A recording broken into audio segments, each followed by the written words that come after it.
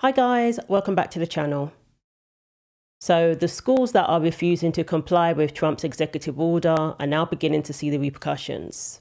The states that are refusing to comply, saying they're following state law and ignoring federal law, they're beginning to see the repercussions.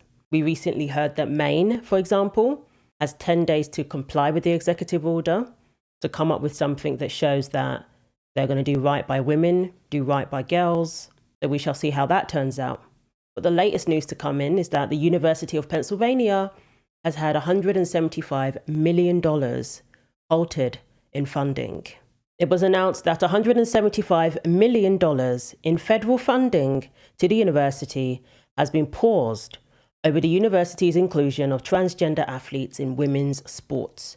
And we know this is where it all began, or at least one of the most high-profile cases of a transgender athlete infringing upon women's sports was Leah Thomas, who represented this university. And this university allowed a 6'4" male athlete to be in the locker room with women and girls. This is a university that told girls who objected to that they could seek counseling from LGBTQ organizations, that there was something wrong with them for not being comfortable with a male athlete in the locker room with them, undressing. For swimming. So now we've got to the point where they are essentially facing the consequences of those reckless policies that allowed it in the first place. They're also involved in a legal case, as several female athletes have sought legal action against them. So we should see how that turns out as well.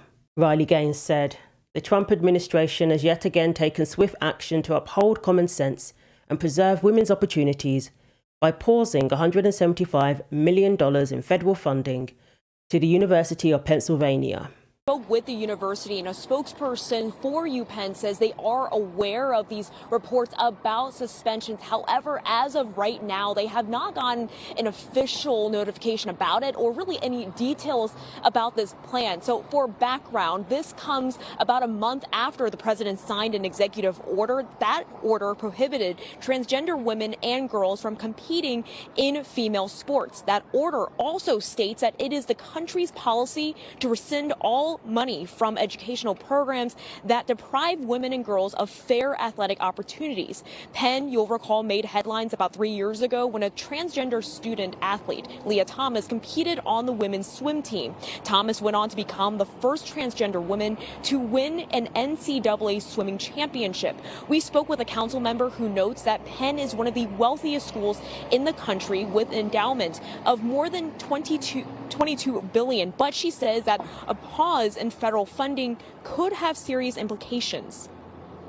Penn is the largest private employer in the city of Philadelphia. Penn is responsible for thousands and thousands of jobs in the city of Philadelphia that are held by my constituents and held more broadly. However, I go back to the point that although all of this is wrong, all of this is incredibly unfortunate, this is a time for the university to live up to its stated values of community, of diversity, of inclusion.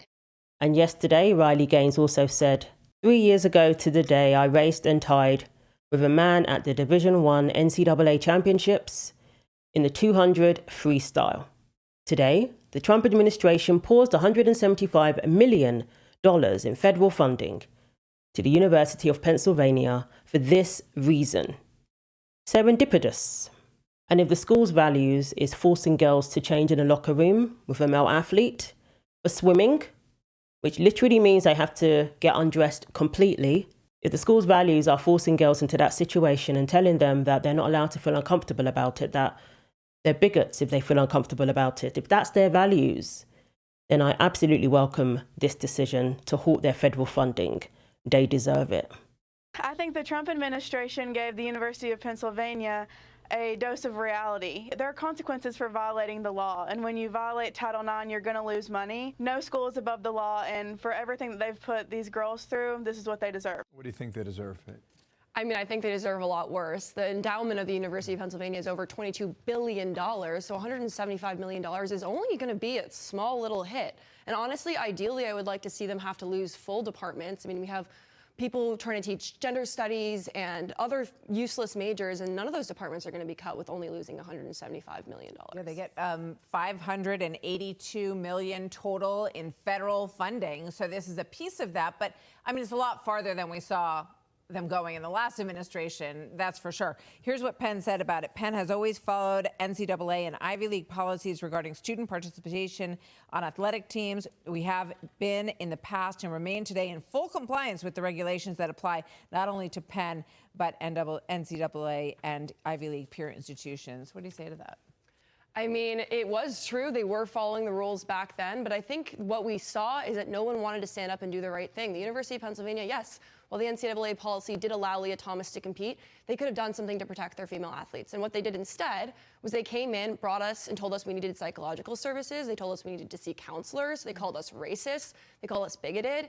And they nominated Leah Thomas for NCAA Woman of the Year, taking that away from a real woman who would have been worthy of the nomination. So the University of Pennsylvania, they did nothing to protect their female athletes. It's one thing to have certain policies, but it's another thing to realize the impact that your policies are having on female athletes, and to sit back and do nothing. They chose to put the wants and desires of certain groups, of certain people, above the rights and the needs of women and girls. They chose to give preferential treatment to one group and to disenfranchise other groups, to disenfranchise female athletes. They sat back and allowed a male athlete to win a women's NCAA championship. A lot of these schools just want to win. They want the accolades. They want the notoriety. We're being the first school to allow transgender athlete into an NCAA championship, for example. That's what they were focused on. They didn't care about the detrimental effects it was having on the female athletes. They didn't care about the trauma they were causing to the female students. But they absolutely deserve this, and I hope they get even more funding taken away from them if they continue to double down on this. Saying you were following the policies is not an excuse, because the policies were flawed. The school was given more knowledge, first-hand information about the impact of these policies, and they did nothing. They didn't care. And they still don't. And again, I'm so grateful to Trump for taking this step, but this is not enough, and I would love to see more institutions also lose funding. Such as what? More institutions. I mean, other Ivy League schools that have pushed this ideology. I know that Harvard, Yale, Columbia, did lose some of their funding for some of their other beliefs. And I think that, again, we need to see more of this. And I think there's more campuses, not just even in the Ivy Leagues, that are doing this. And I would love to see them continue to crack down on these higher education institutions, because they are the problem here. Yeah, I mean, it's interesting. You can run your university any way you want, but you can't guarantee federal funding if you are not going to comply with the rules. Absolutely. And I think the biggest thing I'm seeing here is the problem is these colleges. The college campuses are the issues here. They are bringing students in and they're being brainwashed. I mean, I know this firsthand. I had friends that I knew in high school that were normal people with normal beliefs, and they came back believing wild, radical ideologies from things they were taught on their college campus. And again, doesn't matter if it's an Ivy League school, even some state schools, or a lot of the private liberal arts colleges, especially here in the Northeast, they're problematic, and they're pushing this ideology, and they're trying to tell you radical things like men can be women and women can be men. Your friends who converted, let's say, in their minds, have they gone back to where they were? No, that's the worst. They don't come back from it. And again, some of the things they believe are really radical. Yeah, that is really, really scary. That's really disturbing to hear firsthand from a young college student who recently graduated. And this is the state of the situation. This is what they wanted. They wanted to indoctrinate people. They wanted people to come out of Ivy League colleges believing that men can have babies. That's where we're at now. And I'm glad the Trump administration is cracking down on this insanity. There needs to be more, like she said. I totally agree. This is a great start, though. And let's see more repercussions for these reckless policies, for these reckless decisions that have hurt women, that have hurt girls, that have caused trauma. And it's been so unnecessary. All you had to do was maintain categories in sports, respect the integrity of those categories. That's all they had to do. If they wanted to create another division or another category for people who identify a certain way, then fine. But they should not have infringed upon the women's category. They should not have infringed upon women's spaces that are there for our protection. It's not acceptable for girls to be trying to change in the broom closet. to avoid a male athlete who's naked in a locker room, or to not want to have a man see them in a state of undress, something they did not consent to. When did consent not mean anything anymore? These colleges have forced women into situations against their consent. That's absolutely abusive. If you're going to abuse women, you're going to abuse girls. I want to see the Trump administration crack down heavily on such institutions that are guilty of that.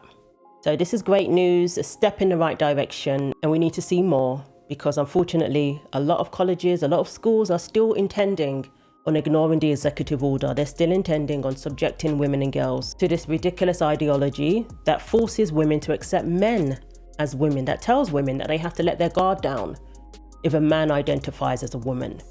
They have to let down all their defenses, and if they're uncomfortable, they're the problem. And that's an outright lie. And this lie cannot continue to be perpetuated. So let me know what you think. Thanks for watching. Like, comment, and subscribe. Take care of yourselves, and God willing, I will see you in the next video.